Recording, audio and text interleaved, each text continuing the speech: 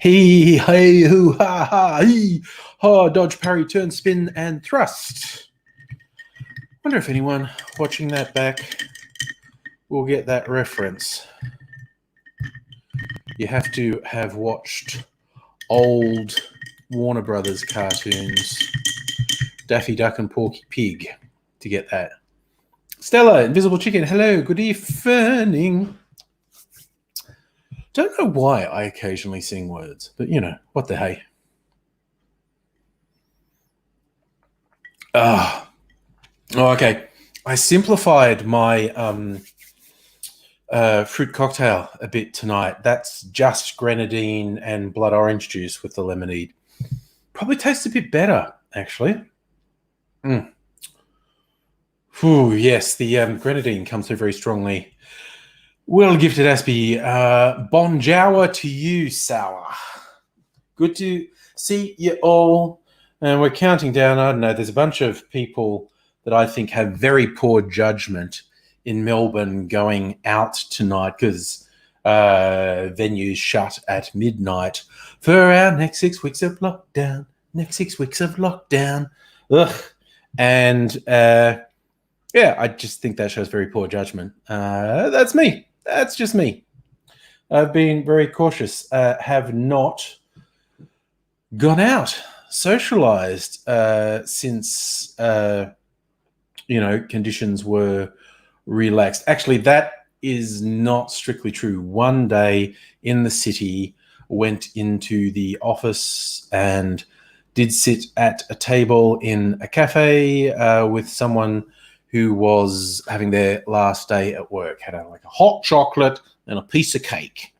So I did that bit of in-person socializing. So that was the extent of it. That was in the afternoon in a cafe in the city that only had a couple of other people in it. But yes, I've not gone out to any night venues, continued to do the at-home dates with Mrs. Angry, getting takeaway from some of our favorite places. And we our normal dinner dates in a non-COVID world involve it's often dinner, cocktails, and a movie. And so we've been getting the dinner from one of our favorite places. I've been making the cocktails, and yeah, then we've been watching a movie on the television.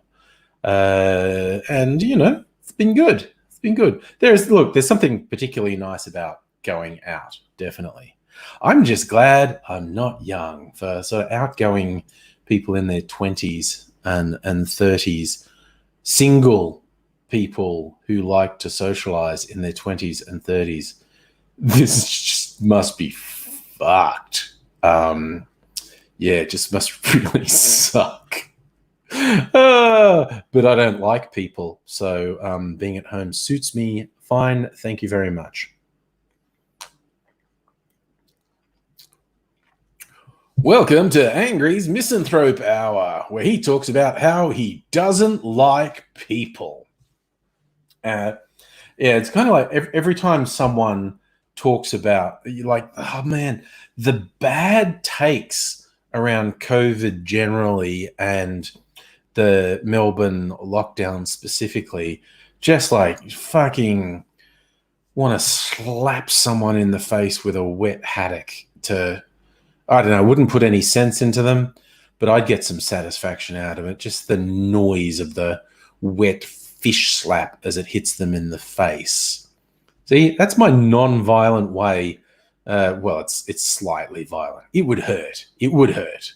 Getting hit in the face with a fish would hurt. Not in any sort of critical, damaging way, but it would hurt. So I guess when I say non-violent, that isn't strictly speaking true. It's a little bit violent. So, but I am really sick of the bad takes, and particularly from conservative activists in politics, media, and just fuckheads on social media as well. just using it as an attack thing against Daniel Andrews. And, conversely, you have the left-wing people who are attacking particularly the lockdown of the housing commissioning towers.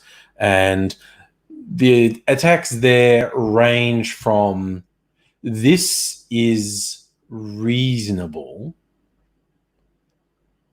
to want to hold the government to account and to do better, because the situation the people in those towers were put in was absolutely shit, and it was approached as an enforcement issue rather than a social issue.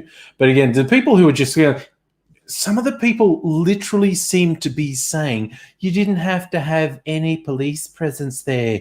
It's like you could have asked them nicely to not leave their homes. It's like, have you fucking seen people? Have you seen people? Okay? And I don't mean the people in those towers. I mean all people. And have you seen around the world the way fucking idiots react when asked to act responsibly? They fucking don't. But anyway, yes, Stella, people are the worst. What a bunch of bastards. So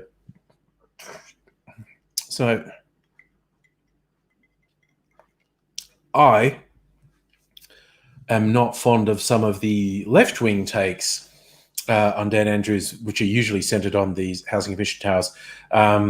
Some of them are naive, bordering on fucking brain dead. Others, like I said, it's completely reasonable to highlight things that are going wrong and saying, you need to do better because you imposed a really fucking shitty thing on these people, and there's a real classist element to it. I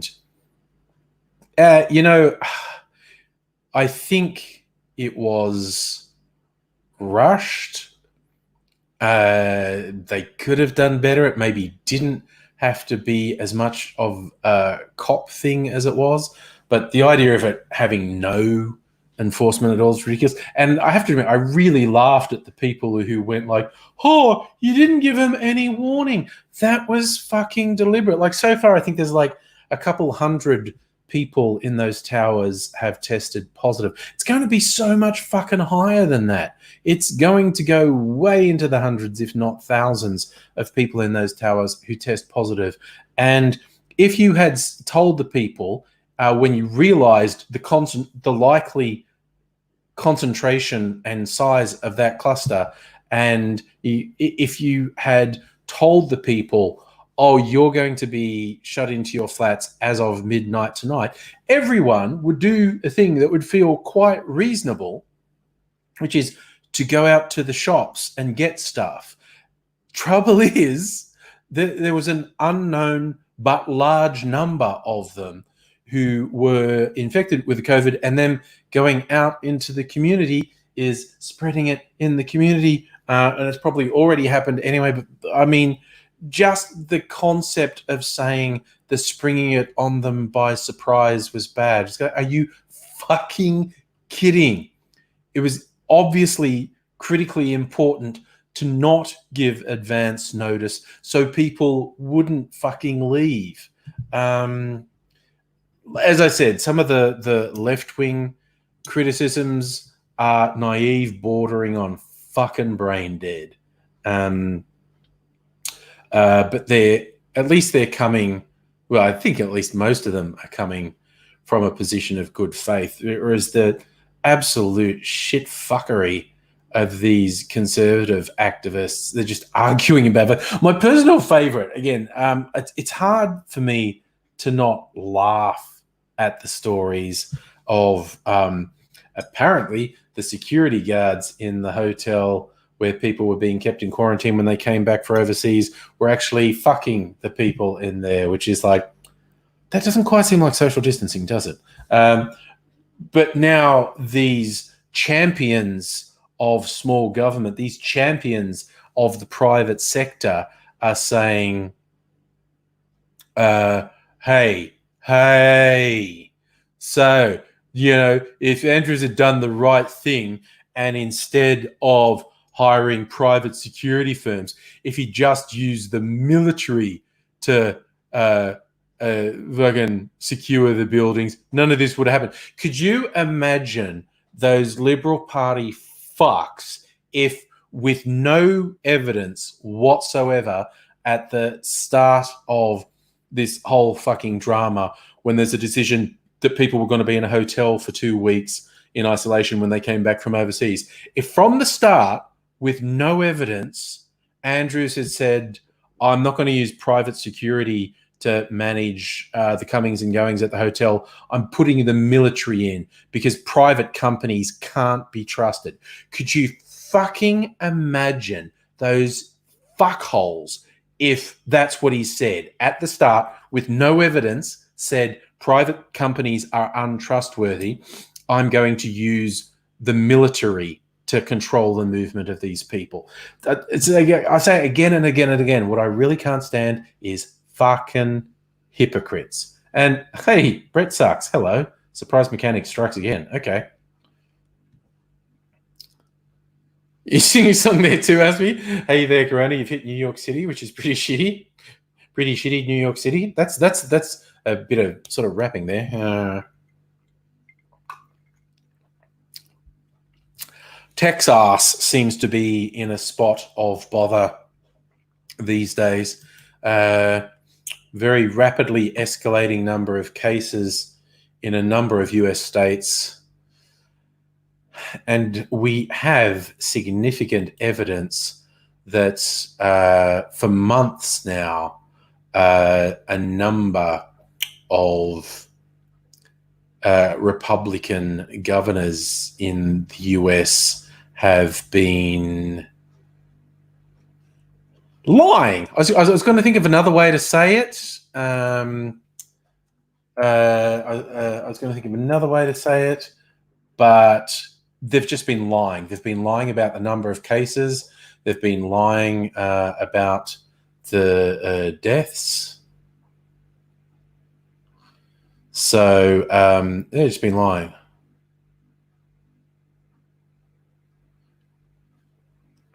I'm looking at the US, to their credit, has been for the last couple of months has been ratcheting up the number of tests they do because they were really under testing for a while, and they've basically been doing more than 500,000 tests, processing 500,000 tests a day for a month or more now, which is pretty mammoth. But the scary thing is the positive rate has been going up, not just the number of cases, which are like 50,000 a day. And as Anthony Fauci warned, fucking grab hold of your butt cheeks and get ready for 100,000 a day, because that's coming real soon, because this increases exponentially when it gets out of control. But yeah, the positive test rate jumped from a couple of percent to it's between, on any given day, between 7 and 9% positive tests. So yeah, you're doing 600,000 tests in a day. At that positive rate, you're getting 50,000 cases a day, and you're right on the cusp of that getting super fucking out of control. So oh yeah, Stella, the laissez-faire capitalists, they're liars. And in America, they like to call themselves libertarians. They're liars. They're just fucking hardcore conservatives who don't want rules to apply to them. And good evening, Kirsten and CrossFitter. I did hear a rumor of that, CrossFitter, that someone on the Mexican side closed part of the border with the US, which is funny. But anyway. Yes, Brett, you did mention that, the military could well have been more efficient than private sector, but it just there's optics with that. The idea of actually using the military to control people on home soil is a bit threatening. And yeah, again, these Liberal Party fuck jobs, if Andrews had said with no evidence, I'm bringing in the army because I do not trust private companies, they would have lost their fucking mind. Yes, Stella. Well, actual libertarians, I'm okay with. I think their philosophy is basically bullshit, but if they are sincere and consistent, okay. But what, particularly online, young white men who call themselves libertarians, they fucking aren't. They're just control freak Republicans who don't want rules to apply to them. Oh yeah, no, Brett. You know, I got that you were making a joke. Yes.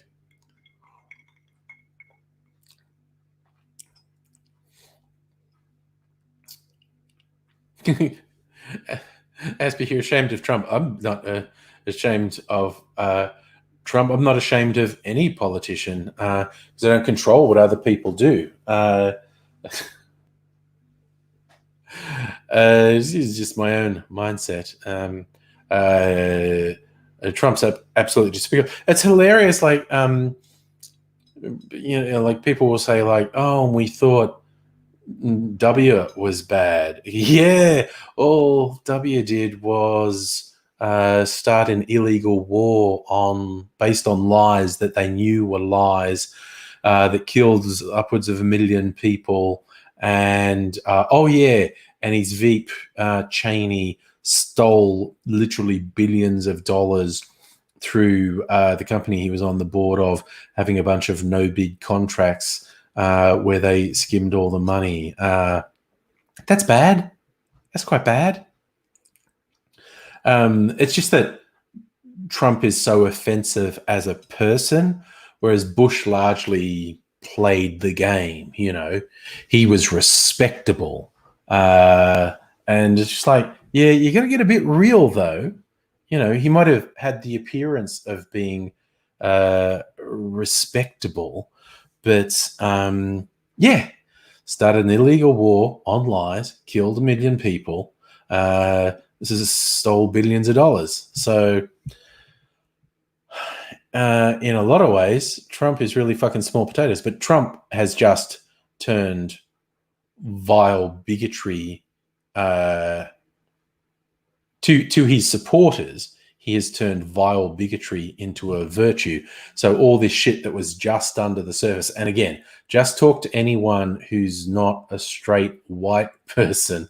They always knew this shit was just under the surface the whole time. Trump's ruptured that and brought it out in the open. Just the non-stop cavalcade of hideous fucking people who feel emboldened by Trump is quite horrific. Brett, yeah, the military budget is certainly bad and an absolute boondoggle, and is outright theft from the people of the United States. And as you say, yeah, you could basically solve all your social, not just hunger, you could solve all your social problems with the military budget. It's absolutely absurd. Most countries' military budgets are stupid as fuck. Like this ridiculous shit Scott Morrison's come out with in the last couple of weeks about, we're going to buy long-range missiles, spend billions of dollars. Because the future, man, it's scary. And it's like, oh, fuck off, you fucking tiny-brained muppet. Jesus. You know, it's absolutely small potatoes compared to, everyone's military spending is small potatoes compared to the US, but it's still stupid. It is still astoundingly, mind-blowingly stupid. So, no, it is what it is. Oh. So how's, I don't know. I don't know what percentage of peeps are actually in Melbourne. Only a couple, I think. I think it's as widespread people being elsewhere. But it's kind of funny us having such aggressive lockdown policies in Australia, which I believe are the correct policies, compared to other parts of the world where it's just, fucked. I mean, seriously, what is the numbers just for the absolute mind-blowing ridiculousness of it. Statistics, numbers are wonderful things. So well over 500,000 dead globally, over 130,000 just in the US. US is basically on 3 million confirmed cases. The world's basically on 12 million. I love it. The US is determined to stay a quarter of the world's tally. That's absolutely wild. And actually a quarter of the world's deaths too. Close enough too. Very close to a quarter of, in fact, more than a quarter of the world's confirmed cases, and close enough to a quarter of the world's confirmed deaths. God damn, that's not good, is it? Mind you, Brazil is fucking shooting off like a rocket with confirmed cases, and I think everyone's underreporting deaths. I think Brazil is savagely underreporting deaths. So like I said, the US is getting 50,000 cases plus a day, and I've actually forgotten what our total is. Our actual total of confirmed cases is under 9,000 in total. And we've had a couple of deaths in the last couple of weeks. So there's been 106 confirmed deaths in Australia from COVID. So it's like, obviously, we, with pretty strict measures, have kept it well and truly under control. And fucking hell, just the US with 3 million cases and 130,000 deaths. It's like, Jesus, more than they're like 15 times our population, almost 15 times our population, but literally 1,000 times the deaths. No, sorry, 100, not 1,000. Wait, no, 1,000. Yeah, more than. So God, it's just such a ridiculous number. I thought it was wrong at first. Like, no, they don't have 1,000 times more. Yes, they do. Yes, they do. They have 1,000 times more deaths than us. That's just fuck. Brett, I'm sorry, mate. I'd love to offer you asylum, but very few countries accepting American travelers at the moment.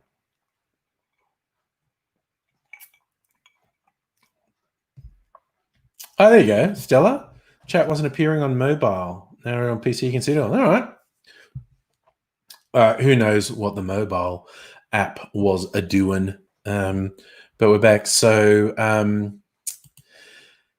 here I am for the next fucking couple of months, man. I wonder at what point people will finally shut the fuck up, because we've still got people saying it's not, like, we have to put up with in Australia. Like, we had quite strict lockdowns, and not the strictest in the world, but quite strict. So we've kept our cases and deaths to, I mean, statistically speaking, close enough to zero, quite honestly. Compared, like I said, you know, less than 1,000th the deaths of the US is, you know, in statistical terms, we're a rounding error. It's close enough to zero, and as it gets just absolutely or rampantly out of control, I'm quite freaked by the growing numbers in South America. Brazil has been a problem spot for a while, but now the top 5 is changing. Peru and Chile are charging up. Top 4 have a big lead. US with 3 million cases, Brazil with 1.7 million cases, India with over 700,000 cases, Russia with 700,000 cases, and all 4 of those are accelerating. But just next in line, with both over 300,000, are Peru and Chile. And UK is not doing great. They're coming up on 300,000 cases, and they have a very high death rate, which I don't think anyone's adequately explained. Jesus Christ, They're up to 45,000 deaths? That's... Okay, I need to do maths because that is a disturbingly high percentage. Here's my calculator. And remember how to do maths.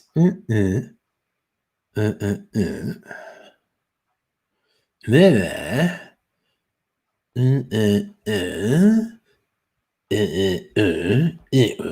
15%. Fucking hell, that's a 15% death rate. What the fuck? That is quite frightening. That is really quite frightening. The confirmed cases and confirmed death rate in the US is, they're doing comparatively well. That's only 3 or 4% death rate. UK, 15%. What the fuck is going on there? Yeah, Brett, it's a death cult, man. Yes. Okay. Brett, Texas is getting like 100,000 cases. Oh no, Texas is just terrifying to me. I don't know how. Let's talk happy talk because this stuff is doing my head in.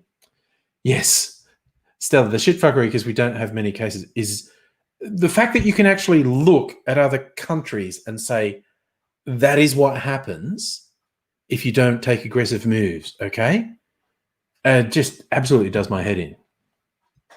Yes, CrossFitter. Statistically, Finland doesn't exist because their population can be discounted as a rounding error.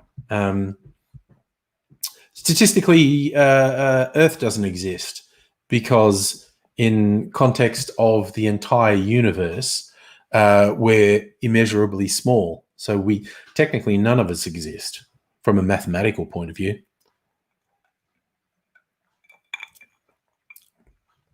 It's important to keep in mind when everything goes really bad, technically we don't exist. So, takes the I think that takes the pressure off. Knowing we don't exist takes the pressure off. Hey, Safa, how you doing?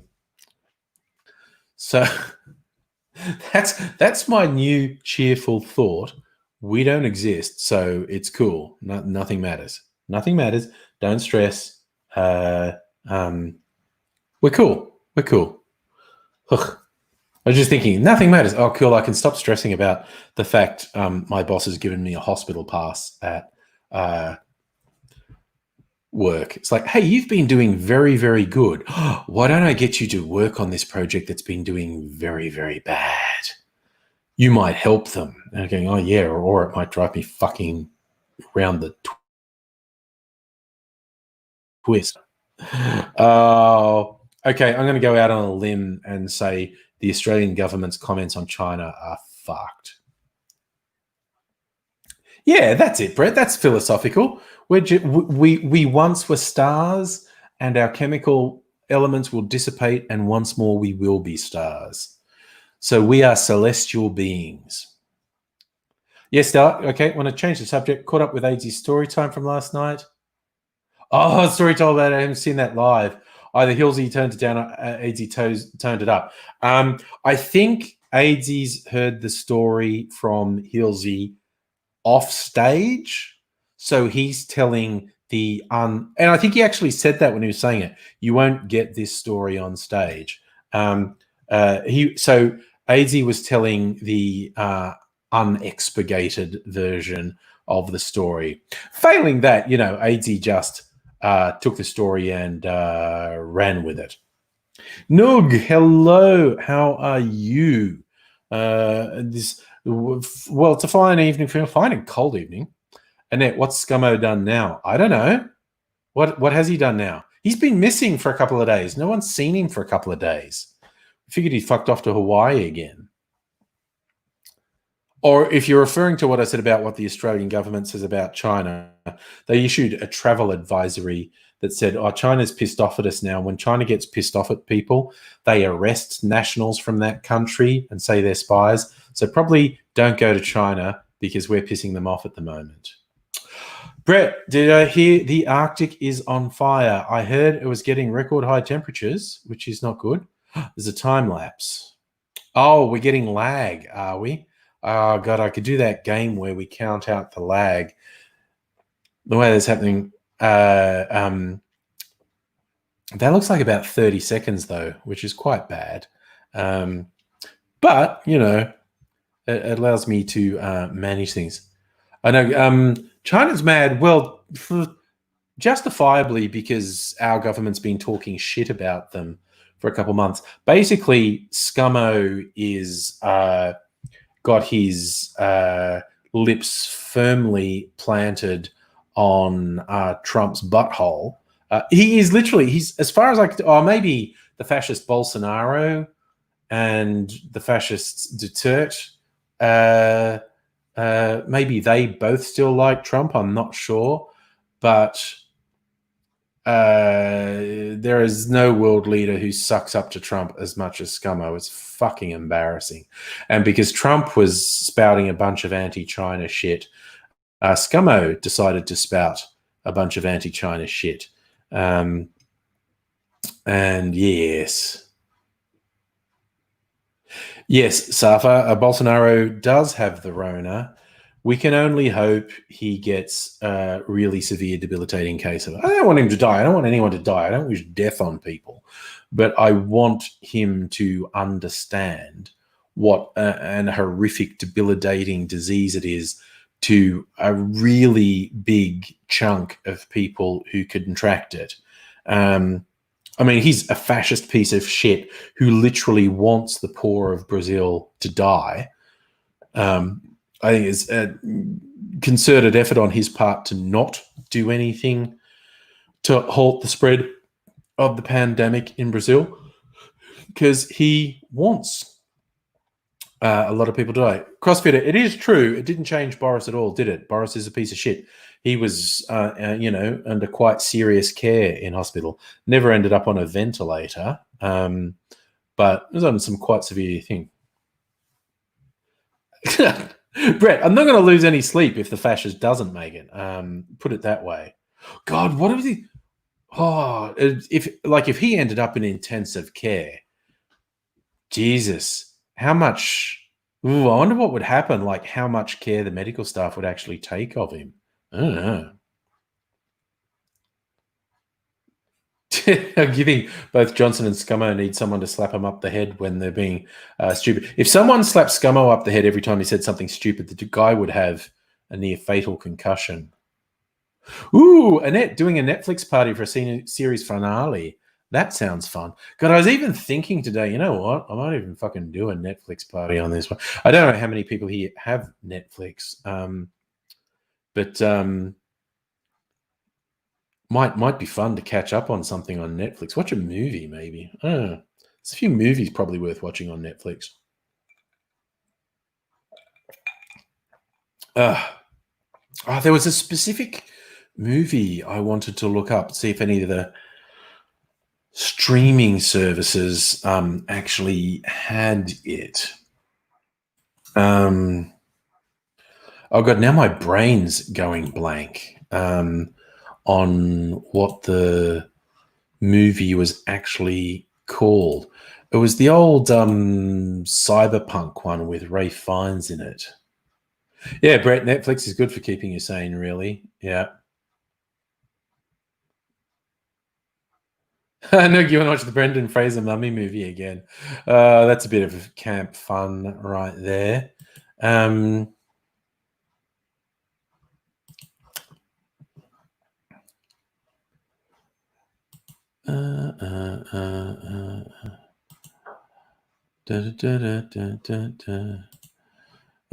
just deleting some stuff. The hammer swings mighty hard. Oh, that sounds sexual, doesn't it?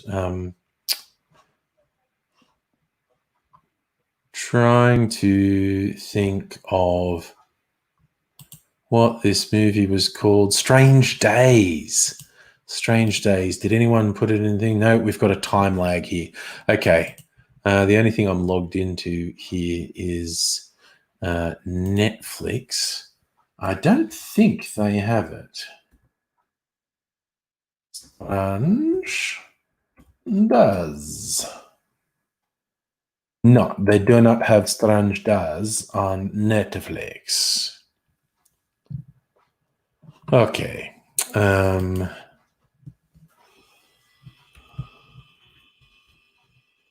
the thing where it's like, I've forgotten what my password for that subscription service is because I logged into it once on my TV, and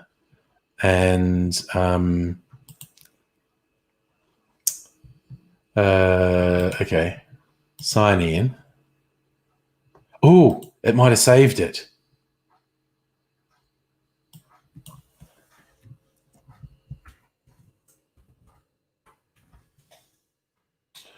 No, that was it. Jesus, I got it first guess. Oh yeah, they're all promoting Joker. They've got Joker on the streaming services. I'll rewatch that. See if Prime has Strange Days on it. Because they have some weird fucking shit on Prime, quite honestly. By weird, I mean interesting. And they also do not have Strange Days on there. Well, I have to look if Fox still does later. So if you feel like you live in a city state because of the Victoria border lockdown, yeah.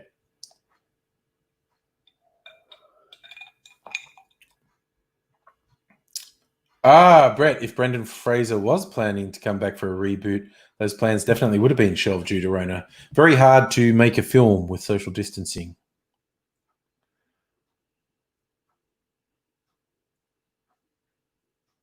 Yeah, that's interesting. After the Tom Cruise disaster, you can see Universal scrambling to reboot the Fraser films. Yeah. Good call, Stella. Fucked up the Fraser franchise by replacing Rachel Weisz. New South Wales Premier won't let you travel north of Albury. Yeah, it's weird and strange and complicated times. I was having this discussion with Mrs. Angry today. Like, how are they managing freight trucks? That would be complicated because freight trucks are just fucking back and forth all day, every day. What do they do with trucks? That would the logistics of that, that's a fucking with that is actually a really big deal, and I haven't heard actually what they're doing on that front.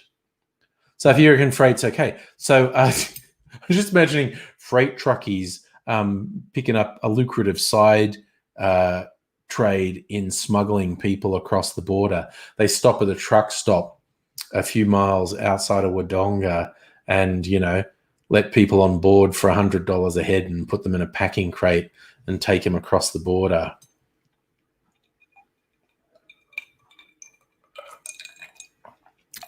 While I'm joking, that actually seems plausible to me. That if freight drivers were just being waved through, that they actually end up with human contraband on board.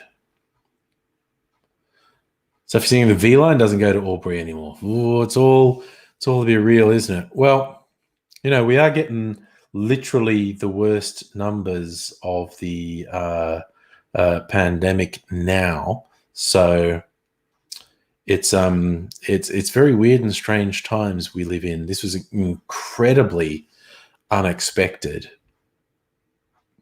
I don't know, Kirsten. Like I said, I started as a joke that truck drivers will smuggle people, but if they're not getting checked at the border, they'll smuggle people.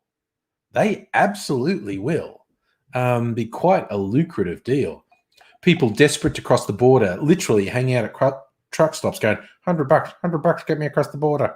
I would be willing to bet money it happens. Anyway, I hope they don't hot up freight because I ordered freight from New South Wales. Namely, I decided rather than go to Dan Murphy's and buy Mac because I used up all my Mac, I was going to do maximum benefit to the distiller, and I bought it direct through their website. Oh, Stella, that's great. Hoo-ha about the road train drivers being treated like lepers in the roadhouses along the West Australia, South Australia border. Dang. Dang, dang, dang, dang, dang.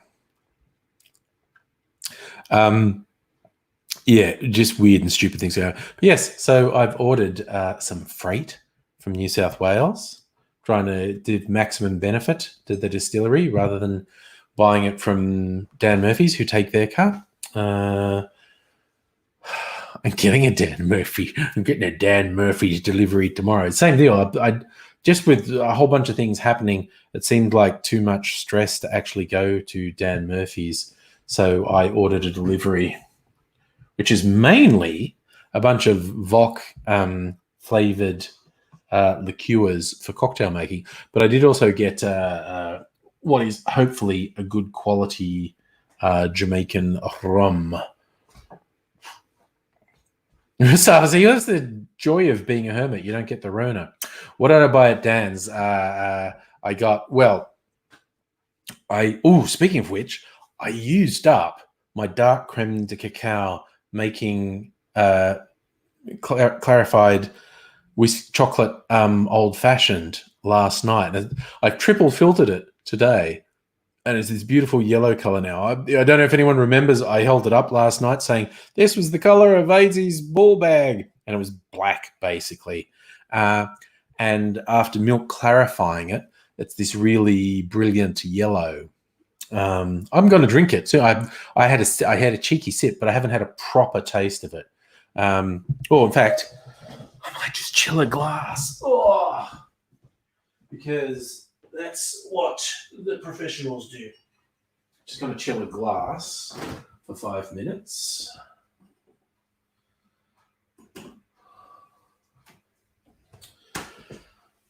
Yeah, so I knew I was almost out of both dark and white creme de cacao, and I used it all up. So I ordered some more dark and white creme de cacao, creme de menthe, blue curacao, just for making green and blue drinks. And I got Flor de Cana 7-year-old rum because I thought I needed to get a more serious rum in my collection. But you don't understand a world that's been almost destroyed by pandemics. There's still people think so. That people are fucked, man. And it's social media's fault. It is absolutely the internet's fault. Traditional media and politicians are bad and have always misinformed people. But social media is a fucking cancer. I'm on it all day. So, you know.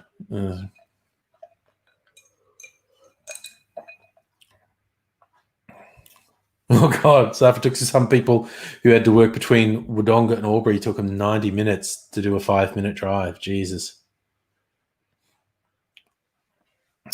Yeah, Stella, that's a good summary of the conspiracy mindset. I've seen some studies by psychologists that say it's incredibly difficult to get someone back when they've slipped into a conspiratorial mindset, because no matter how wrong they are, like even if it's like something really dumb like flat earth, giving them incontrovertible evidence that they are wrong has a tendency to make them dig in harder, and they regard you as part of the conspiracy then. And it's just like, okay. That's why I almost never indulge conspiracy idiots, because what's the fucking point? They're just unmoored from reality. So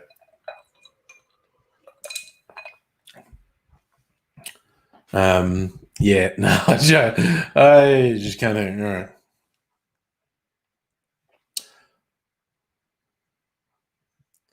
South Africa, can the whole world sue China for the deaths they inadvertently caused? That whole line of reasoning, I think, is stupid as fuck. Like, it is absolutely fucking moronic. You know why it spread so wide? Global capitalism. It's fucking sue global capitalism. Just that concept that you can blame China. And yes, I will say was categorically, it was mishandled by the Chinese authorities. They tried to suppress the truth, punish whistleblowers, and did lie to the rest of the world about the seriousness of the outbreak.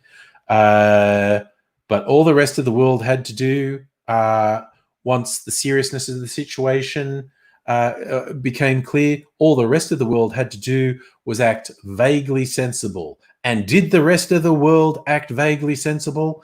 Did they fuck? No. You cannot blame China for the absolutely rampant rat fuck stupidity displayed all around the world.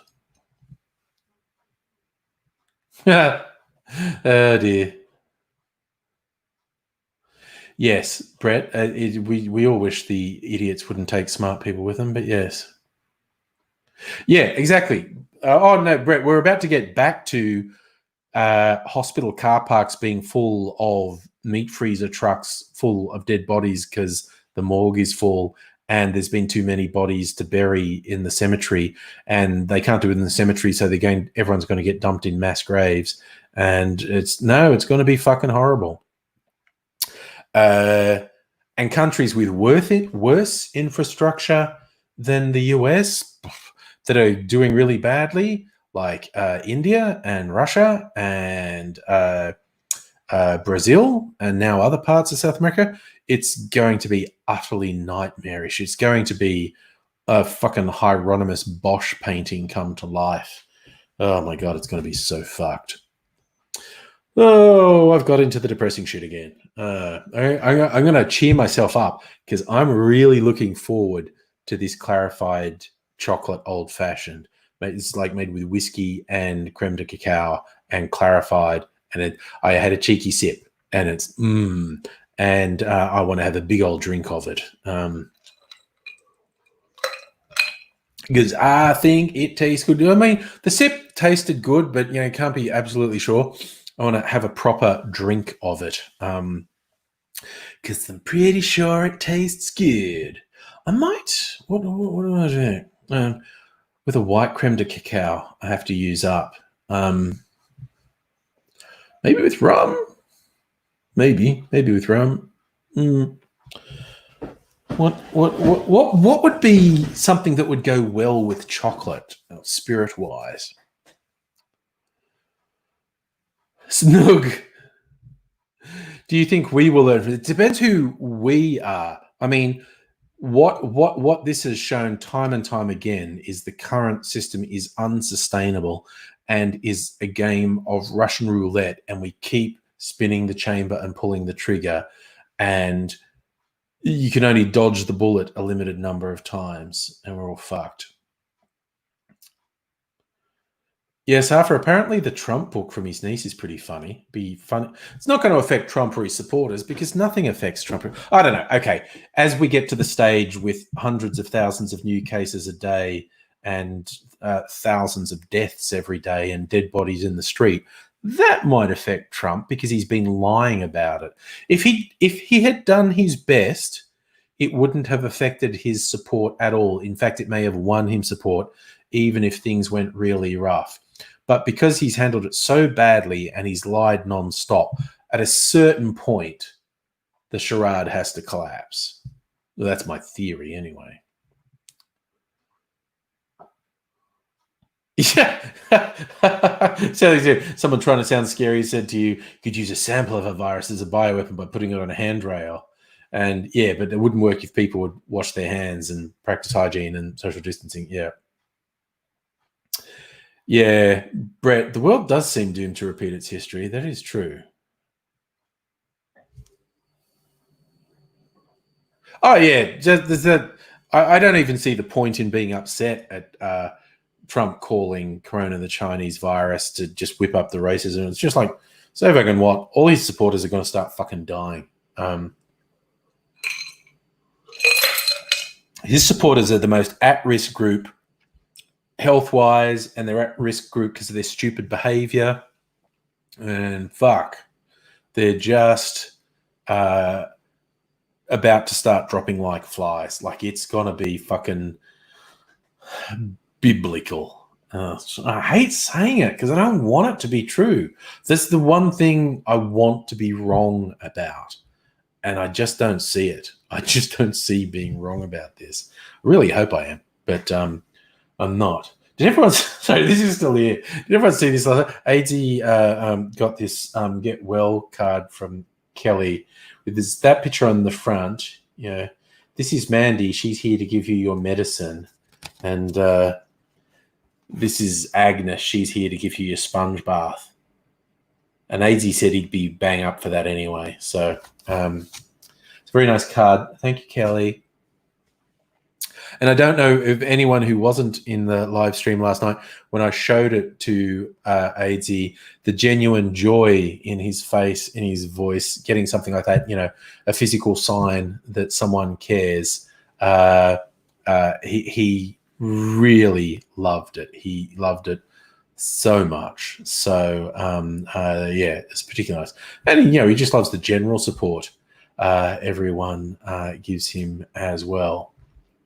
So that was a big bright spot. He is supposedly getting kicked out of the hospital 9 o'clock tomorrow morning. And this is interesting because this is the first time that I can remember, like for the last decade, of all AD's various hospitalizations. Oh, yes, Kelly, he loved it, like that genuine joy. Oh, my God. His ears must be burning. I'm just going to send him a link. And I think he's going to try and join us. We'll see.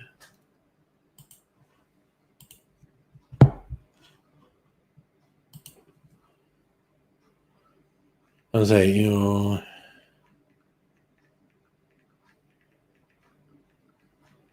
Don't think he knows what time it is.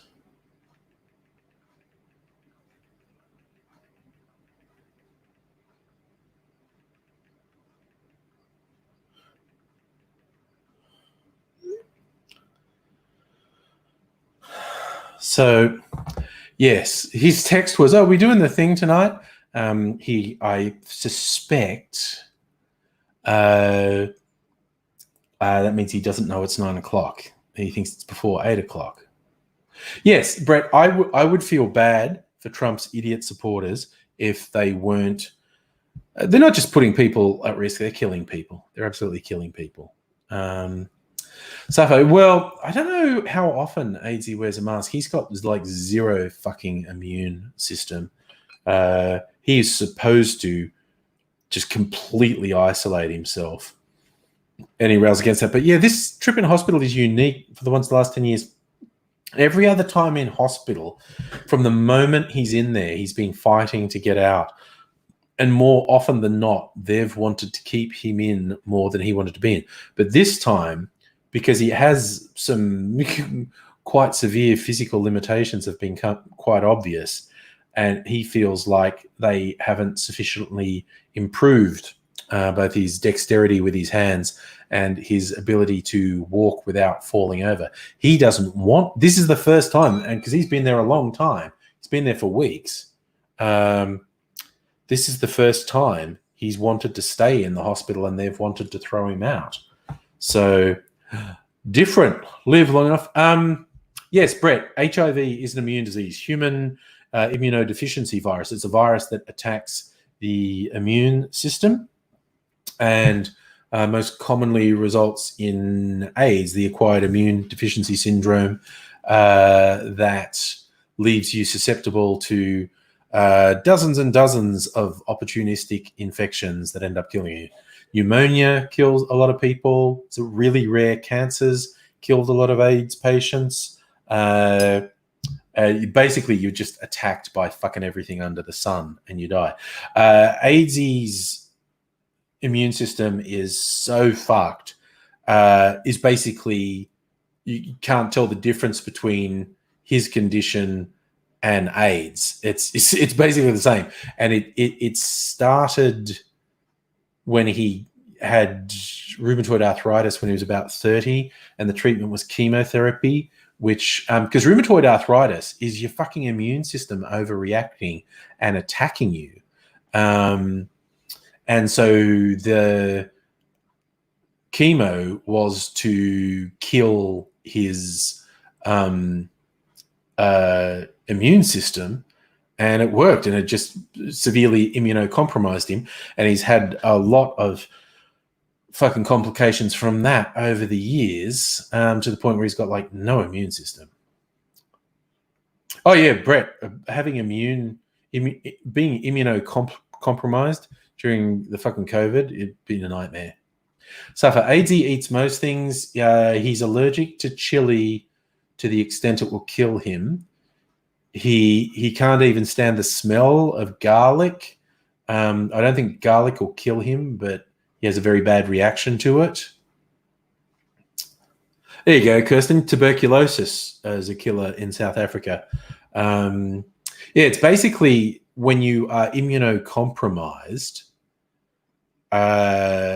a whole bunch of opportunistic diseases, diseases that are very rarely seen in the general populace or very rarely fatal in the general populace, just fucking go for you. Yeah.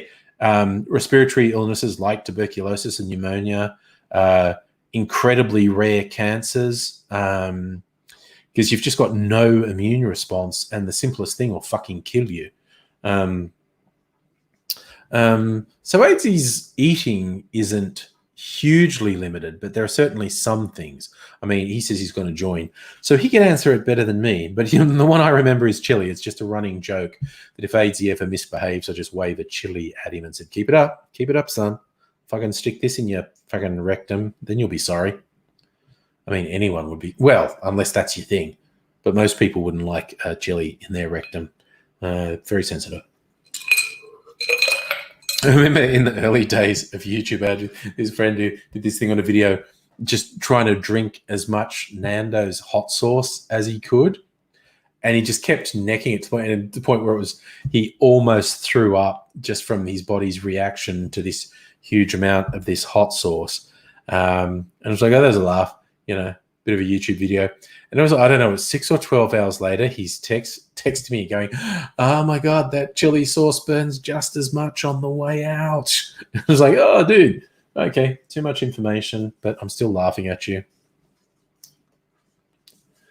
Brett, you've been spending as much time indoors as you can, because, yeah, both you and your dad immunocompromised due to being diabetic. Yep. There's, what do they call it, the risk factors, which is a great word, comorbidities. It's basically if you have a condition or multiple conditions that are potentially life-threatening or life-shortening, the risk from the COVID is much higher. Here's the AIDSy man. There's the AIDSy man. Here is the AIDSy man. How are you? Did you like your theme song? I just spontaneously gave you a theme song. I loved it. There's the AIDSy man. There's the AIDSy man. Here is the AIDSy man. I'm in the costume. I'm in the costume. The all singing, all dancing AIDSy review. The all singing, all dancing AIDSy review. Hopefully tomorrow. You will see the all singing, all dancing AIDSy review from the new residence. From home. From home. I'm busily half packing, half flying under the radar of the nurse. I've got to pace really difficult questions. Yeah. She's not the person to do it with. I'm actually considering waiting till night shift to do the rest of what I've been to do, which is a bummer because I wanted to be asleep before then because I've got to wake up early. Yeah. To really process out early to get everything together. All right. And I'm leaving an hour before traditional kick-out time. Okay. This causes ecstatic waves of religious pain throughout the system. Ooh. And it's not a helpful, happy thing to be leaving an hour early, Yeah. because that upsets. It makes me different, Ah. and the last thing they want in a hospital is for you to be different.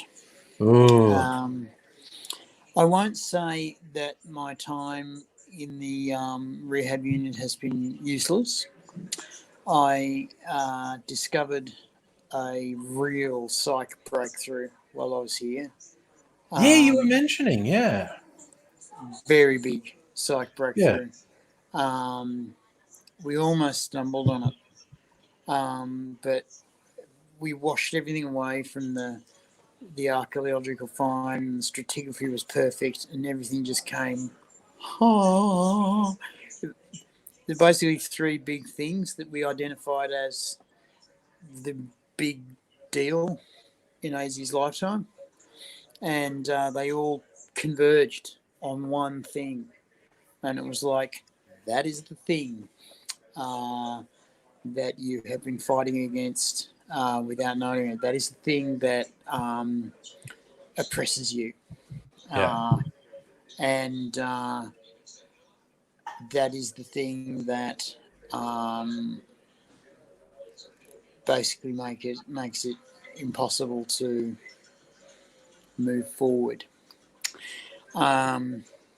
So So breakthrough. that's a breakthrough. It will be painful Hmm. and difficult journey. Will I need to go on fancy brain chemicals? No, I won't.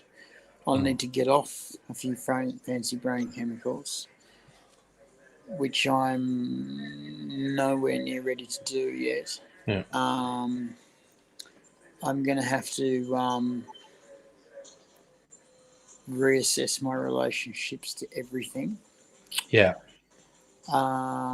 Ironically, not to work.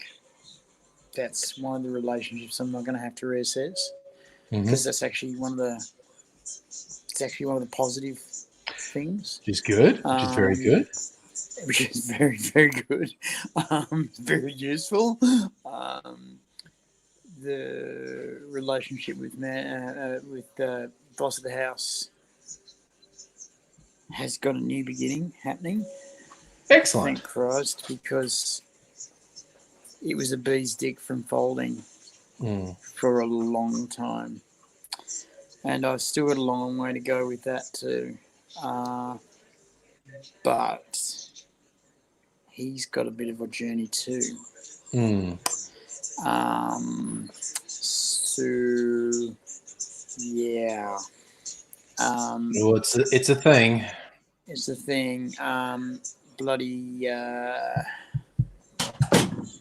I am still numb in my fingers and my But that feet. looks so much better. I mean, I get that still, but that from just a week ago, that looks so much better.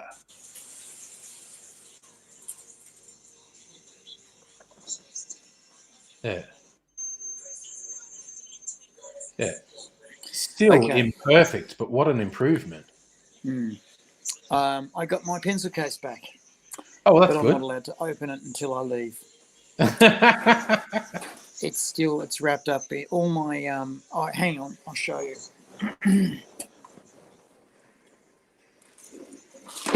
Okay, so here it is. It is wrapped up. These are my dangerous weapons with Yeah. which I can harm myself. And they're not all there. That is making the weirdest They've noises with thrown your some microphone. out. Isn't Ah, that interesting? ah. The receipt will be in there. Yeah. A copy of the receipt will be in there, and it'll be. I'll be easily able to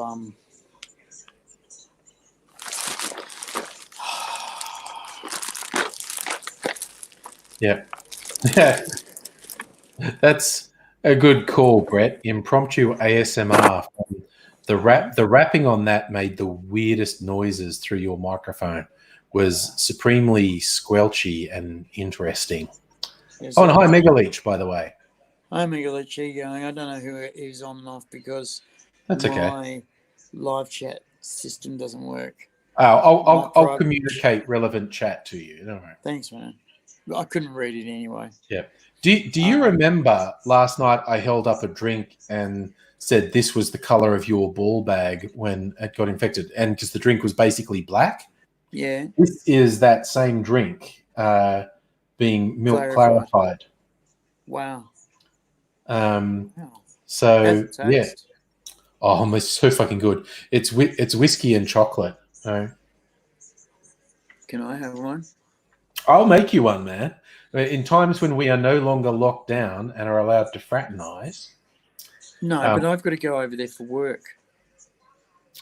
If you want to brave that, then yes, that's a line that you can technically use. Mate, I've been in rehab for 2 weeks. I brave fucking anything. It's 3 weeks now, isn't it? I've been here for 3 weeks, haven't I? I thought it was longer. Like a month. Yeah, I thought it was at least 4 weeks. There you go. That Brett, actually makes sense. well, no, Stella's thing. Oh, that's a nice one from Stella, hoping the drink doesn't taste like your Stella, infected ball bag. my infected ball bag wasn't very nice, but my current ball bag. Quality craftsmanship, basically. You know what's really weird is I can because it's grafted on skin. Tell Izzy he's looking well angry, and I hope him the best. Brett sucks. You don't suck. Oh, maybe you suck in the good way. Yeah, or maybe he's referring to someone else who he doesn't like. I didn't actually query it. I'm hoping he sucks in a good way. Yeah, I've got a sty, I think, in my eye, and it's I should go and check it in a break, or a hair, and it's right. Something irritating in your eye. Yeah, it's right there. And I don't think we've got enough resolution to see anything. Then it's a hair, and I can get rid of it. If I can't move it, then it's a sty, and I'm fucked. Or to get someone to have a look at it. I don't think I can move it. No, what I'll simply do is go to the mirror and pull my eyelid inside out. And if it's a sty, I'll pop it. Sure. Okay.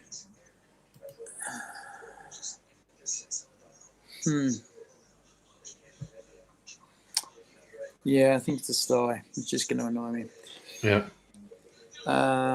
This is one of those moments where Adrian thinks a few weeks is 6 hours again, isn't it? Bobo.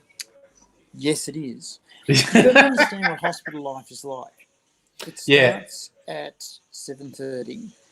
Breakfast tray comes. You say thank you. You eat the same breakfast. You get your morning meds and your morning obs from a person that was different that said good night to you. They don't introduce themselves to you because they introduced themselves to you last night when you were asleep. Yeah. Then they rush around getting everything done. Then they scream at you to have a shower as soon as your breakfast is done. You have a shower, you put a clean gown on, you put a clean pad on. I wear adult diapers nowadays because I'm not capable of holding myself together. And so you get yourself all nice in your dot socks. I'll show you the dot socks. Are these the non-slip dot socks? Yes, I know them. Yeah. Dot socks. Okay. And the dot socks have little raised rubber bumps on them so that they grip on the ground as you're walking around. Unfortunately, what happens is they slide so that the wool side or wool cotton mix side is on the ground and the dots are on the side. So you walk along thinking that you've got dots on the ground, and you don't, and you slip. And as you slip, you get into trouble for falling. Yeah. And it's not your fault, it was the dot socks. And even though you're protesting as the dot socks, you still get in trouble. I told you about my falling 6 times in 2 days. Yes. Which was a new world record for the ward.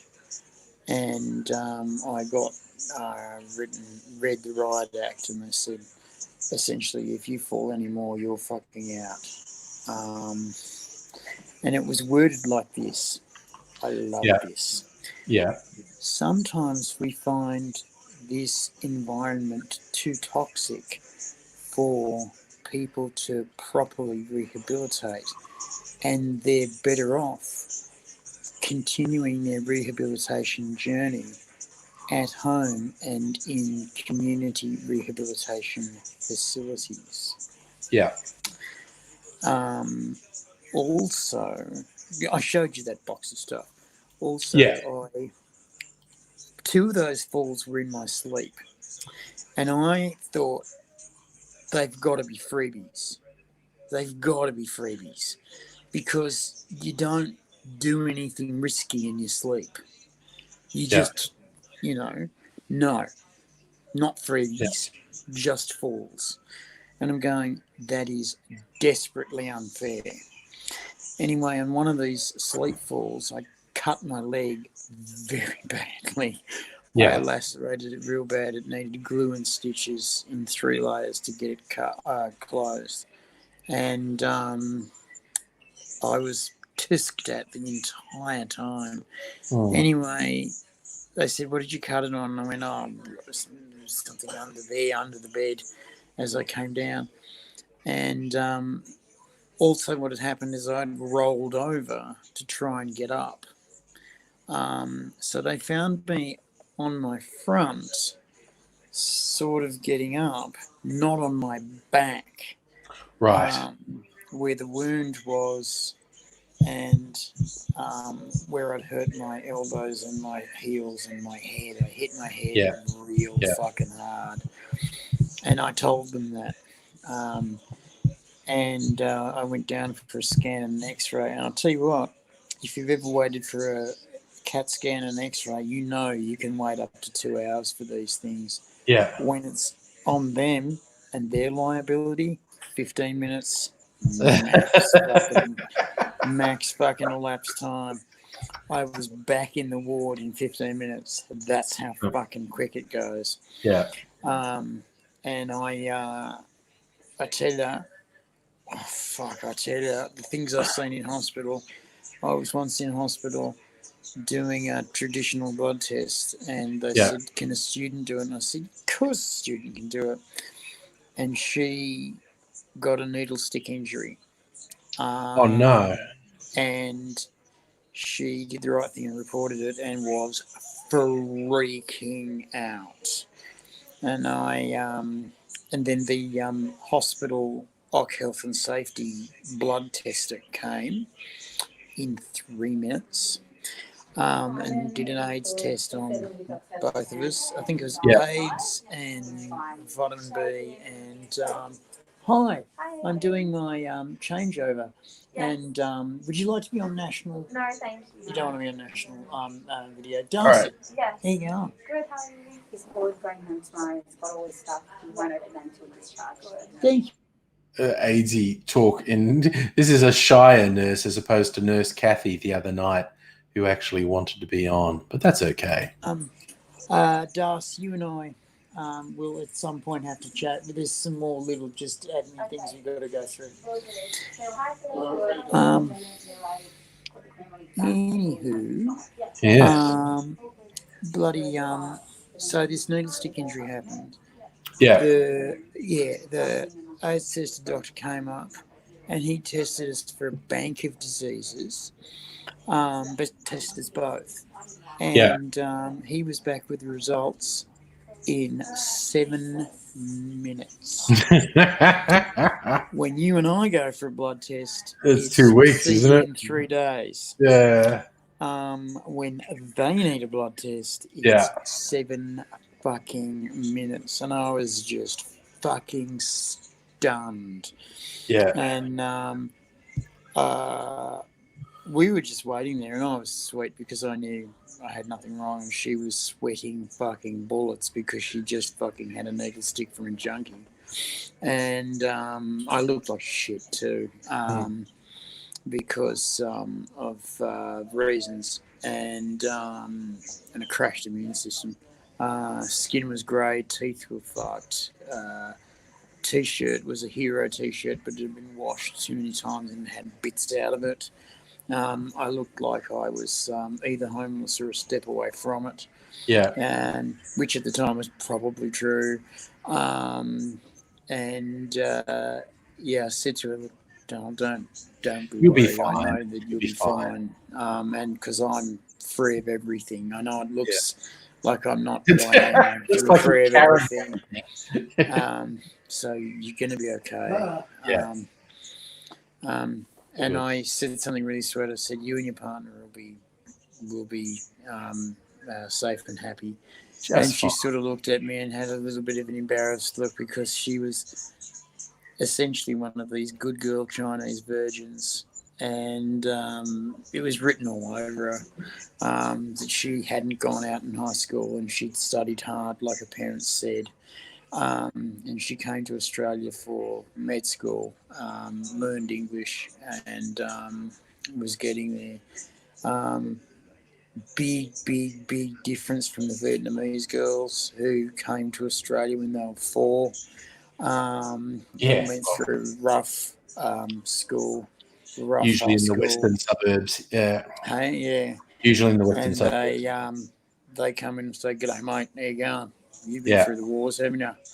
Yeah. I need to see that pus sample under your left arm. Ooh, let's see what colours we can get out of this. 1, 2, 3 sharp stirrups. Bang. Yeah. Oh, that only went 2 meters. Usually they go 4. Okay. Well, I just want to say a quick hello to Patman Sport and L3 as well, who just came in and said hello. And L3. Hey, John. And so, yeah, I had this one Vietnamese doctor who had a student, and she's gone, righto. So what we've got basically here is a guy in plastics who's had his testicle put in a pocket in his leg. The pocket has filled up with fluid and since exploded. It's filled up with fluid again, and we're going to release some of the pressure before it explodes and does damage to the healing we've put together. Okay, so you're going to do this. Aren't you lucky? She's saying to the student. The student's looking terrified. And she says, pro tip, don't stand where you're standing. These things tend to really go. And she fucking neatly leans her elbow on my leg. And I'm going, you cruel bitch. Because what she's done is she's put pressure on the cyst sac. And this poor student has put this needle in, and the bloody thing has exploded into a myriad of colours. And she said, now get your stick in there because we've got a test when it comes out. And she had this huge cotton bud, and she was like, oh my God. And she's putting the stick in there.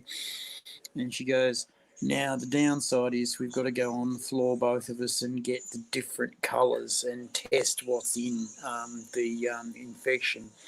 And I'm just going, you are horrible. And clearly they put their students through hell. They really do. They boot camp them so hard. And I do know that there's been accusations in the Australian medical health system of bullying. And I've heard both sides of this. I've heard younger doctors go, there's people who just crack under the pressure, And I've heard older doctors say, look, the bullying is deliberate and it is ingrained in the system, and it is about putting pressure on doctors, because if you've got someone's life in your hands, there is no greater pressure than that, and you've got to be able to stick it out. Right? Imagine that you're getting shot at and you've got to stay with your head above the trench shooting back. That is what is being a surgeon. Things are not pretty. They don't look like they look in the books. There's blood everywhere. There's people around you who are looking at you to guide them, and you've got no fucking idea what to do next. So you ask for suction and cleaning to see if there's anything in there that you can sew or cut. And if you get an idea, that's when you go for it. And he said, bring your camera around and I'll show you a book, and then I'll show you the insides of a person. And so surely enough, this is what we're doing. We're doing this, we're doing that, and we're doing this. It's a simple operation. Now, and then they go into the person, they open up the person, and sure enough, I couldn't identify a fucking thing. And they said, our students have to do this every day. They have to go in there and identify things. So I know to cut here, and here, open this, open that, cut this, clamp that, do this, because we've got to do this as quick as we can, because we don't want the patient to endure more trauma than they have to. And then we've got to clamp that, cauterize that, get that out. You don't want that. That's cancer. And we weigh that and we look around and, ooh, there's another cancer. You thought you could get away, but you didn't. We'll just tie this one. And now we're going to put a special spray in there and shine a light. And, ooh, there's one more. Get that, shine the light in there again. Nah, too much blood. Clean it up faster. And now we get the light in there and we're good. Close them up. And then this guy goes, we put the liver back, we put the heart back, we put the liver back. They look pretty all right. And then we put the fascia, get some stitches in there, they won't come out. And then we put the skin back. We won't worry about where the fat's going. It'll work itself out. And we're done. And that's how fast you've got to work. That's what you've got to know. That's what you've got to do. And if you've got a dithering student who's been held by the hand, then no, you're not going to make it. And sometimes you've got to do that for 24 hours straight. Damn. I should know. One of those, I didn't mention last night, that one of those doctors who did the 16-hour operation on me, the 6-hour operation that turned into 16 hours, one of those doctors was there the whole time. He was the directing doctor. He was there the whole time, the whole 16 hours. And I said, how did he cope? And they said, they gave him fluids and food.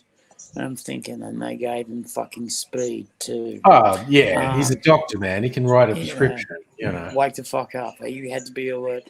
And the anaesthetist, who I know who it was, anaesthetist was there for 19 hours because he had to see me come out into the induced coma, which he had to set up. And you've got to go from anaesthetised patient to induced coma without the patient waking up.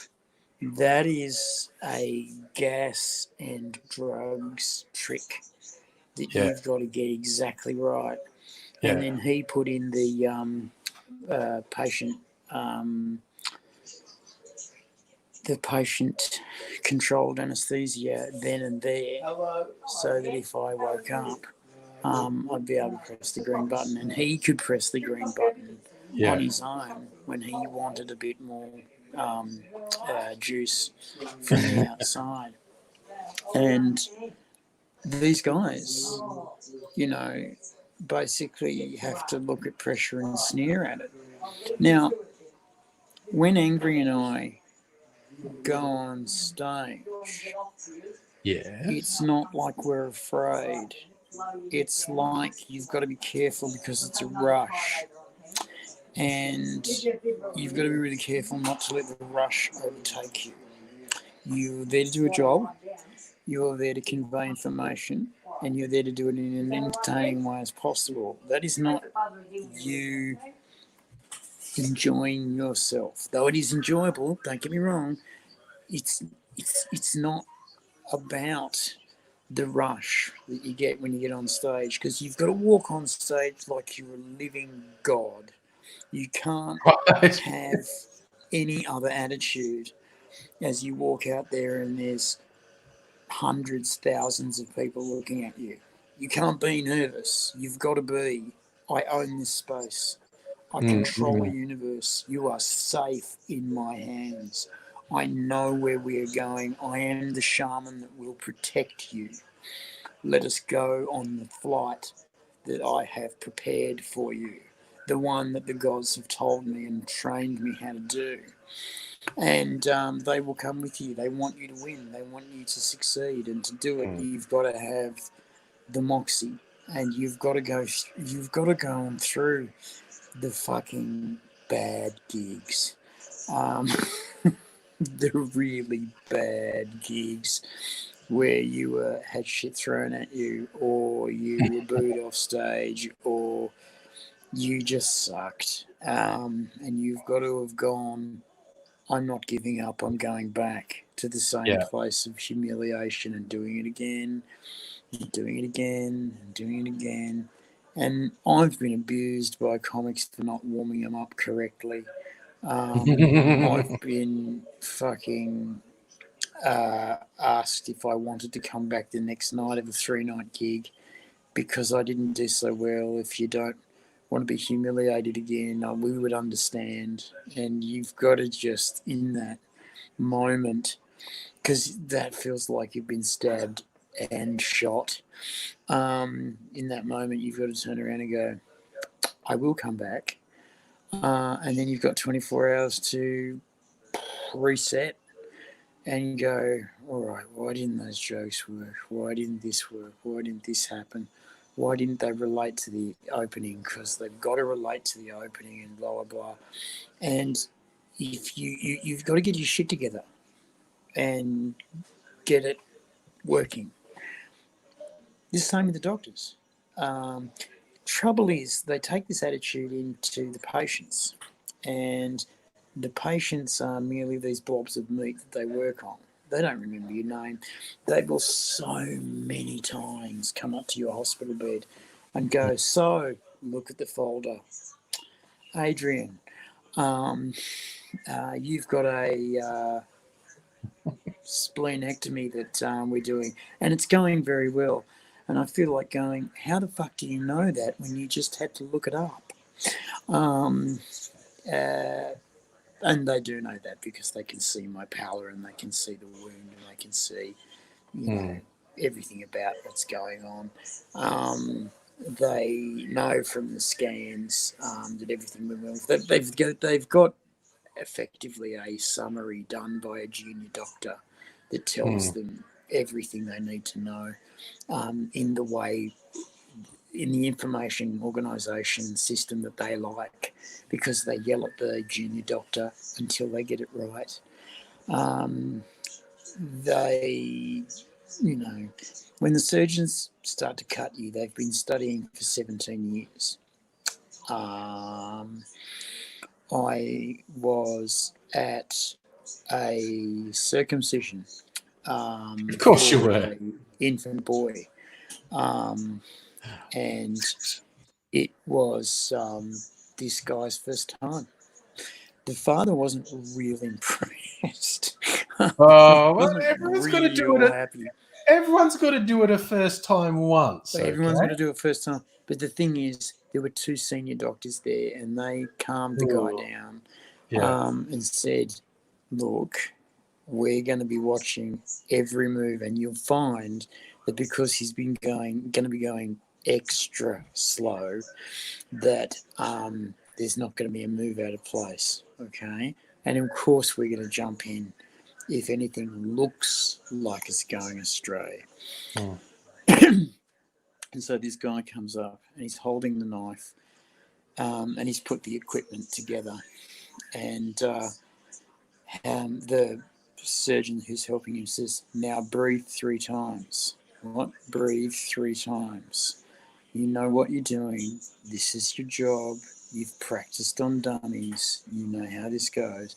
And they deliberately chose a nurse who wasn't objecting. A lot of nurses during a circumcision will object to what's going on because they don't believe in it. And they deliberately chose a nurse who wasn't going to arc up. So it was a very set up situation. And the father was actually told this afterwards. And I helped tell him because I knew the guy. I was there because I knew one of the doctors and the father, and we were all going out later. And the doctor said, "Why don't you sit in?" I went, "Really? Yeah, we'll scrub you up and you can watch." And I'm going, I am never going to see this again. Yeah. This is something I Take really the want to see. Seize the day.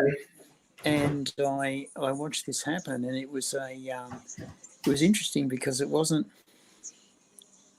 a normal thing. It was a specialised thing, and it was really amazing. Surgery is always amazing. I've seen, for example, a pylenoidal cyst next to a spinal pylenoidal cyst.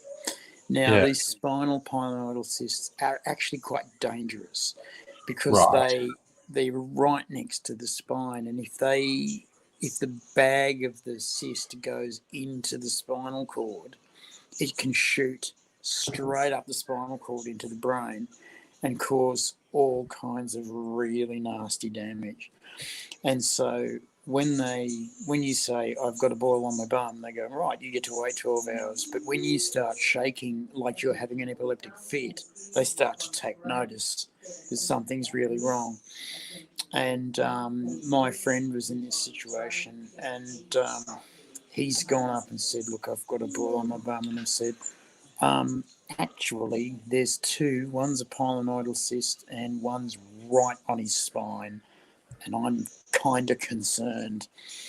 And they've looked at me and gone, "Yeah, Dr. Google's in the house." Great. Well, you can sit over there. And I'm going, So we sit over there, and he's talking, and he starts to shake.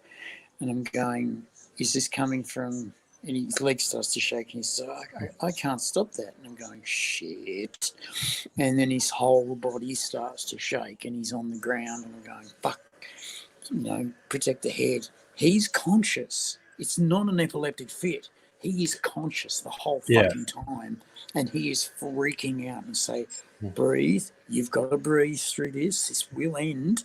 You've got to breathe through this. Nurses, I'm going to need your help about now." And they start to rush in, and the triage nurse comes in and says, "This is the cysts guy." And I went, "Yeah." And they've gone, "The one next to the spine?" I've gone, "Yeah." And he's grabbed me and said, "Don't go anywhere. I'm freaking out." And I've gone, "I'm not going anywhere, buddy. I'm not going anywhere. They're going to take you into the OR, and they're going to just do the thing they need to do, and it's going to be fine." "No, don't go anywhere." And I've looked at them, and they said, "We can scrub you up, and you can give moral support." And I've gone, "I think that would be best." And so I was once again in an operating theatre, reassuring a guy, because they do it while you're conscious. They just numb the area. And they've numbed the area, and they've had to hit his spine, and that lifted him. And he's going, yikes. And I'm going, come on, mate. Come on, mate. Yeah. It's just part of it. And he says, it's burning. It's burning. I go, it's just part of it. It's just part of it. Soon it'll be fine. And they're whispering to me, we've got to go deeper and deeper and deeper. These first few are just to let the needles go deeper. And I said, for the first 5 minutes or so, they've got to make the anaesthetic work, and you'll feel the burn go deeper. And they've looked at me going, we're putting needles in him, and their needles are getting successively bigger. And I said, they've sort of got me away, and they said, yeah, you are telling him about the needles. And I said, he is face down, looking the other way with a numbed bum. He doesn't feel the needles. I'm just saying the first lot is getting deeper. He doesn't know shit. Don't worry about it. And so it gets deeper and deeper and deeper and deeper. And they get to a point, I don't know how they understood this, but they get to a point where he goes, yoicks. And they go, got it. And so they wait, they talk about the weather, and all the while they've got a probe and they're pricking. And they go, can you feel that? Can you feel that? And they hit his armpit, and they go, can you feel that? And he goes, yes.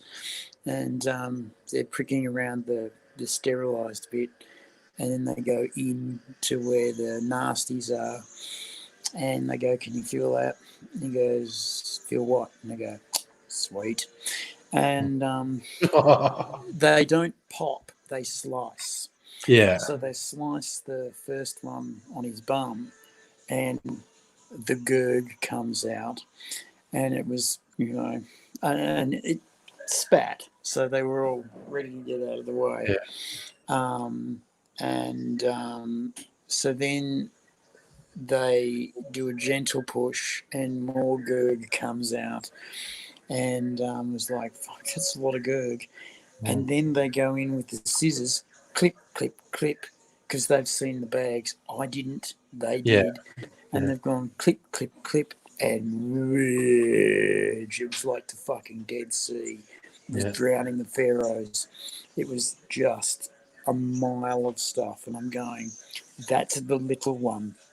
And then they go, all right, we've got the little one, and they get the bags out. As they get the bags out, there's more in there, but they sort of get it out of the hole, and the fluid follows the bag, if you know what I mean. It's like getting a plastic bag of water through a ring. So they do that. They cut off its blood supply. They tie off its blood supply and cut it. And that was done. And they go, great. And it gives them more room for the spinal cyst. This one was treated a lot more differently. They cut a big hole around it and lift the skin off like it's flap. They lift the skin off. As they lift the skin off, I see there's this huge, nasty, yellow, red, angry eye looking at us. And they get things that look like sort of spatula paddles in underneath it and lift it out like an egg. And it was about the size of a lemon. And I've gone, oh my, that is huge. And they said, no, it's not. And they put it on the side. It's still attached. And then they go, here's the hard part. And then they go and they scrape his spine. And I've gone, and I got whispered to, say nothing. And I've gone, no. And they scrape his spine, and then they find where the cyst is touching his spine, and they pull that out. And it's a pencil-long thing. And as soon as they pull that out, he goes, oh, that's great. Oh, I'm not fidgety anymore. And they go, oh, that's really nice, mate. That's really great. Yeah. And they clamp and cut that, and get rid of it. And then they're back in with the spatula things, and then they squeeze and glurg, out comes this ocean of nastiness. The smell was indescribable. It was. You've got to imagine BO and shit that has been left to bake in an oven for 6 months, and out it comes. And when that happens, he just goes, "Oh," and we go, "Bad," and he says, "No, good." Release of pressure. And out it all comes, and out it all comes, and then these bags and bags and bags and bags of nastiness come out, and they're putting them on trays because they've got to analyse them. And they go, "Here's the culprit," and they grab it, and it's this solid fucking mass of nastiness, and they cut it open, and it's hair. It's basically hair that's ingrown and gone crazy about growing inside, and around it was just basically infection. And so they pull it out, and they pull the actual hair out by the root, and it comes out with its own supply of gurg, and they finally squeeze that, and spit, out it comes, and they go, "No more infection." We fill it with alcohol, then we clean it up, then we fill it with alcohol, then we clean it up, then we fill it with alcohol, then we sew it together. So they do this and start scraping, and they said, "We're sorry, we just can't get local anaesthetic down this far." And they put the alcohol in, and he's like, "Oh," and they do this 3 times, and they scrape each time, and they go, "Okay, good, water, alcohol," and he's like, "Oh, stings." And they said, "Won't sting for long, won't sting for long." And I'm going, that's a bit of bullshit right there. And so levels of sew, and finally stitch him up. There were holes in him, but they put the skin flap back on and do it up. The angry red eye is gone. The paw that was holding it all is has just basically sunken. And yes, there's a yellow bit on it, but it's nothing. They sew it all up, and then the little one basically is closed of its own, but they sew that up anyway. They give it, like, I think, a stitch, and he's done. Whole elapsed time, 20 minutes, done. And they look at the spinal. Gee, have you ever considered hosting a dinner theatre? Several times. And they look at it, and they go, "Yeah, we were good to, we were lucky to get it out now, because that was on the move."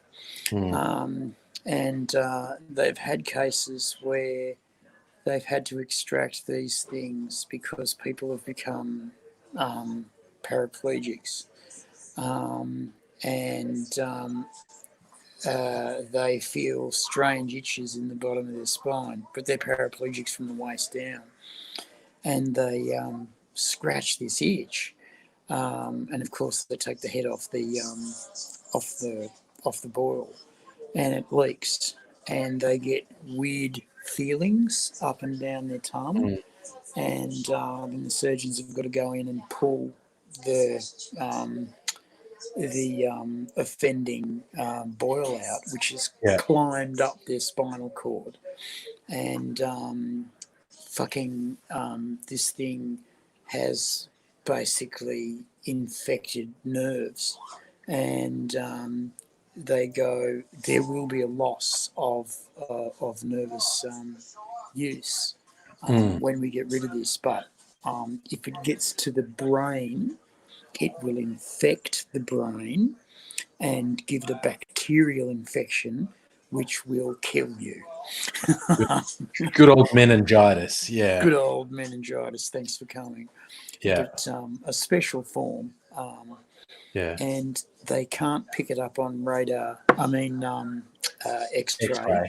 Yeah. They've got to pick it up on ultrasound. Yeah. They've got to find. And sometimes the actual opening of the boil to the skin is so small that it doesn't look like anything. It just looks like a bum pimple, which is nothing. And you leave them alone, they go away.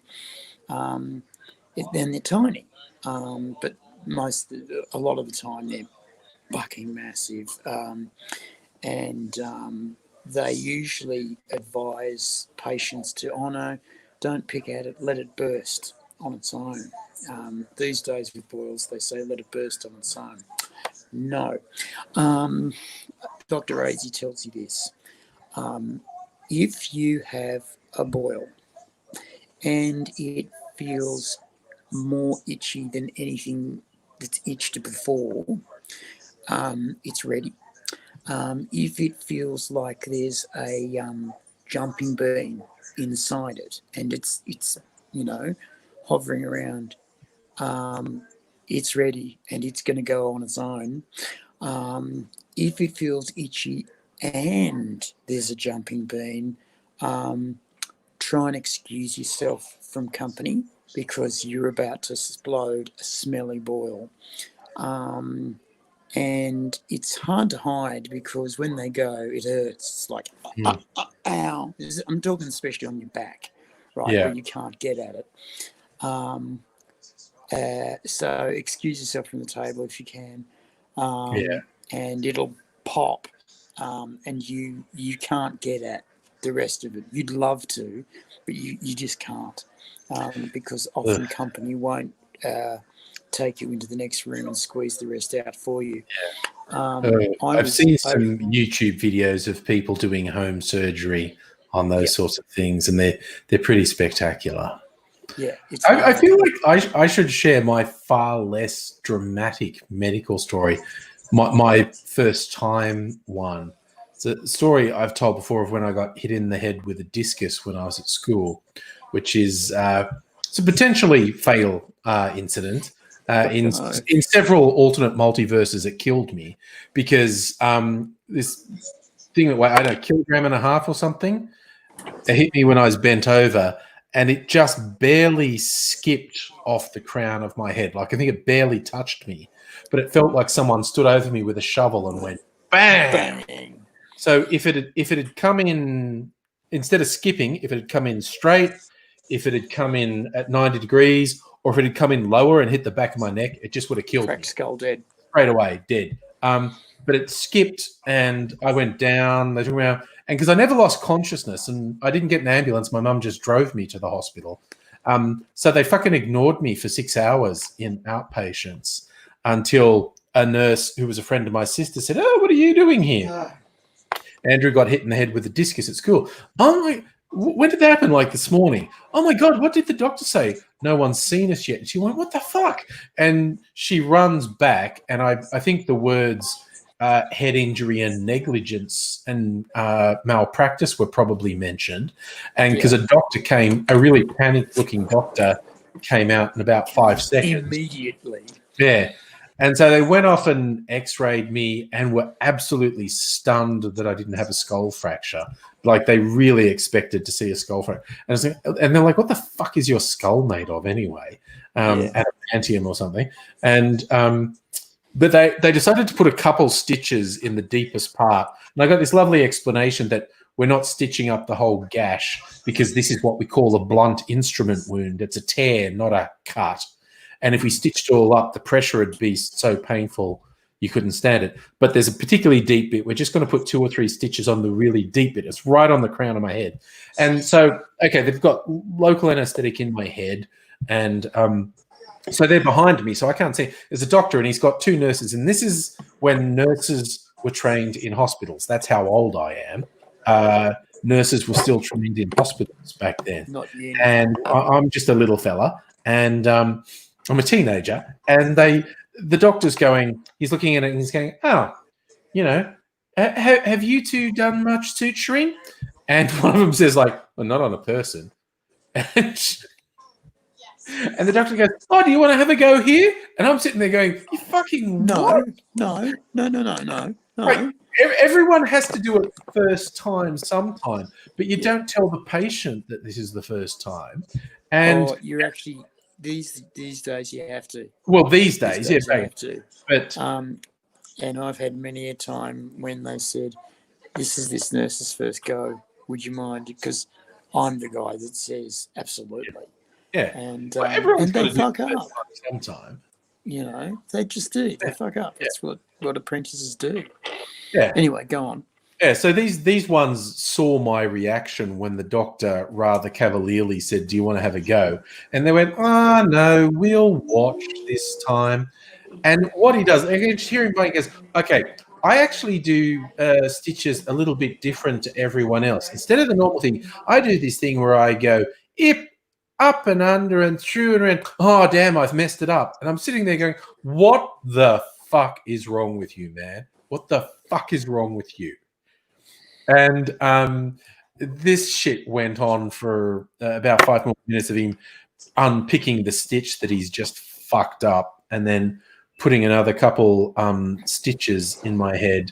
And long story short, I think I might have been better off with the trainee nurse doing it for the first time than this bloody idiot who had nothing approaching a bedside manner and was more than a tad cavalier with how he treated his patients. That's Dubbo Base Hospital for you. Well, I mean, surgeon, there's an old saying, never meet your surgeon. Because they're effectively trained to be officious god complexes who treat bodies like machines to be cut up and sewed back together. And you meet these people and they're horrible. They're ego-driven, power-mad assholes who are genius at putting bits and pieces of your body back together. And but to talk to them, they're awful. And they make decisions about your life. Oh, I'm going to get angry soon. Ugh. Well, you're talking about surgeons. Like, what's that famous brain surgeon in America who ran as a Republican presidential candidate? Ben Carson, he's a bloody fruitcake and talks and acts as if he's asleep, but he's really meticulous and precise, and was at his peak one of the leading brain surgeons in the world. Yeah. But you wouldn't want him to talk to you before surgery because he'd freak you out because he's so fucking weird. They all are. Yeah. They all are. A lot of the best surgeons in the world are autistic. And really meticulous. Nothing but surgery. And their savantcy involves particularly brain surgeons, particularly heart surgeons. Their savantcy involves living for surgical solutions to heart and brain problems, and they read every night about the new technology. They read all the journals all the time. They're often married to their support system, and that's what they view them as. Their support system has to tell them to eat. Their support system has to tell them to go to bed. Their support system has to tell them to have sex now. Their support system, and I'm talking about their wives and husbands. And their support system basically knows that they are loved, but only in the way that these autistics are able to express it. And they also know that if their support system was to go away or to die or something, they would be really distressed, but they wouldn't quite know why. But what they do know is to go into an operating room and they know, and it's comforting that everyone else puts their gloves on after they've scrubbed up. Everyone else puts their gloves on and their gown on, and ties them up and puts their mask on and their hat on, and they go in there. They're not to wipe their own brow. Someone else does that for them, and then they're to look at the problem. And they look at the problem. They've already scanned the problem. These guys are usually very thorough. They've scanned everything with a CAT scan and an ultrasound. And they go in, and there's that open beating heart, and they will replace 8 valves in a go. The frenulums that hold these valves together are replaced by nylon threads that have to be anchored into the heart, and there's usually 8 of them for every artificial frenulum that is going in, and they do this with ease, because remember, the frenulum is like a lid on a manhole. Yeah, it opens one way and lets blood through, and then it snaps shut the other way, so the blood doesn't go back down the other way. So the things that hold it from flying off into the rest of the heart are these frenulums. You've got one under your tongue. Oh, yeah. You've got one. You've got them all over the place. I remember one girl once told me that there was only one frenulum under an uncut guy's dick. I'm going, sweetheart, there's not. And she said, well, where's another one? And I showed her my one under my tongue. And I said, that's one. There's another one under your lip. There's another one. Yeah. You know, there are many.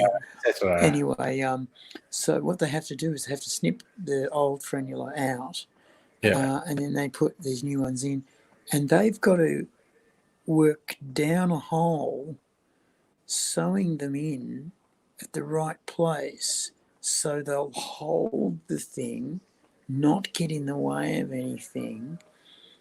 It's right up, because hearts are muscles, they move.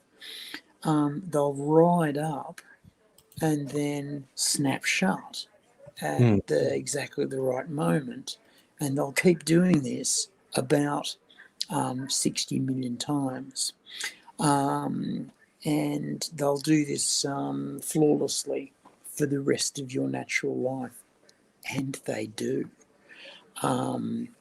It is, I've seen it on YouTube, it's fucking amazing.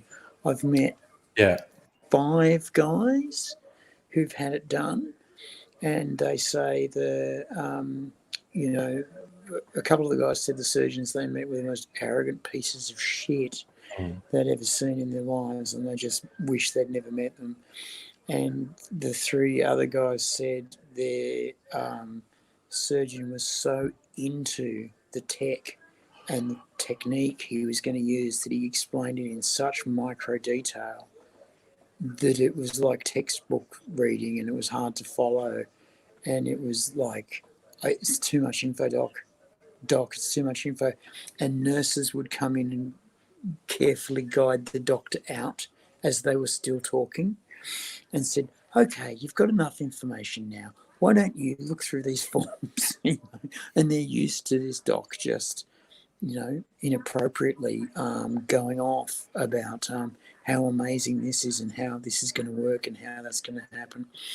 And again, these guys go, he's a freak and he's going to be operating on me. But every time they come out and go, oh, I can breathe.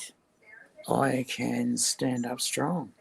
This is straight after surgery. They go, I feel like I can punch down walls. They are told, rest for 2 weeks. And they go, I can't rest. I've got to pick up cars. They get out of there and they go, I have so much energy. I sleep now. I've got oxygen going to parts I didn't know that I needed oxygen. I've heard guys who've had a triple bypass say to me, every man over 40 should have a triple bypass because you get out of there and you feel like you're fucking 21. And they also on that don't. note, though, it is bedtime. So Oh, okay. I'm sorry. I've that's wasted okay. time talking about medical shit again. No, as if people don't love these stories. It's a fabulous distraction. These really quite lurid stories. People are loving them. Well, the trouble about being in hospital is it's your world. Yeah. And you don't. I mean, I don't know how long I've been in here. The days blur into one. The nurses are either really nice or they're real. Yeah, I mean, even in my comparatively liberated life, time has lost meaning. I think it's been 4 months that I've been working from home. It's going to be another month and a half at end of the year. least. If assuming my current contract gets extended, which they keep talking about doing, but the paperwork hasn't gone through, in a perfect world, I'd be locked in for 12 months, which would be fucking awesome to have that to coast through this very disturbing and troublesome time. But assuming that happens, because it's a government department, I'll be working from home till the end of the year at least. And hopefully on a semi-permanent thing, even if all restrictions are lifted, they've woken up to, oh, holy shit, like people don't have to come into the office. I would hope to work from home for at least 2 or 3 days a week. But we shall see, because it saves me a lot of time and money to be at home. If I blew you, would you buy me a copy of Dragon? You got your own money. Yeah, we can get you a copy of Dragon. I could use my own money. I could buy a basic copy, couldn't I? I don't know. I'll look into it. Like, okay, we want a speech to text converter. Or either of us. I've got pretty good speech to text converter. The only thing it doesn't do is repair mistakes. And if I had one that repaired mistakes and did good formatting, then I could go faster and I could get off my ass and really go. And I'd do it on this machine and store it on the other machines. Or I could use it on the other machines as well. We'll search the iOS App Store. I'll do a bit of research, say what's the best speech to text, and also with editing capabilities, not just capture speech to text, but with editing features. Well, I'll do that too. We'll do a bit of, and anyone out there in Viewerland who's an expert on such things, any tips on the best speech to text apps, we'd like to know. But we're going to bid you farewell. I think I agree with Megalich, who says he thinks an AIDSy book would be a winner. That's something we can look into it. But yes, we will see you fine people again sometime. Take care, one and all. But we'll say goodbye for now.